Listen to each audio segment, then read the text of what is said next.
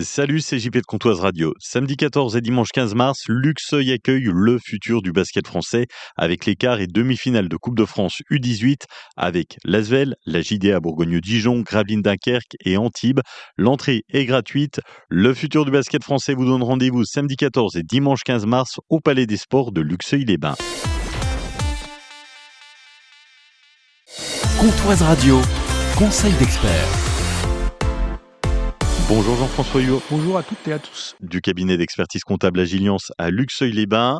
Nous allons parler facture électronique avec les changements depuis la fin 2025. En novembre dernier, je vous avais présenté la grande réforme de la facture électronique. Aujourd'hui, je vous propose un point rapide sur ce qui a évolué. D'abord, le calendrier a été confirmé par les pouvoirs publics. Dès le 1er septembre 2026, toutes les entreprises devront être capables de recevoir des factures électroniques et les grandes entreprises ainsi que les ETI devront aussi en émettre. Pour les TPE, PME et micro-entreprises, l'obligation reste fixée au 1er septembre 2027.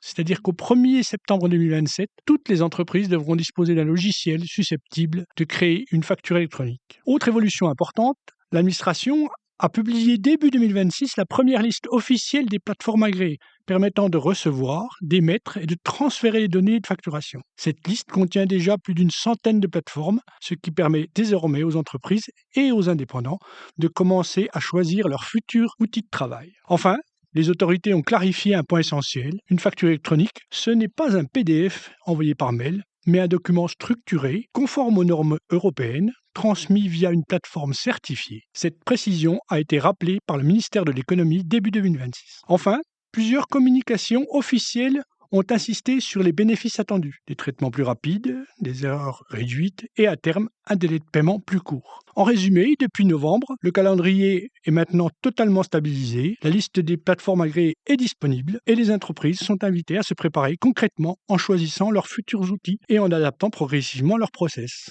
Si vous êtes chef d'entreprise, artisan, indépendant, c'est le moment de vous informer et d'anticiper cette transition incontournable. Merci Jean-François Huot du cabinet d'expertise comptable Agiliance à Luxeuil-les-Bains.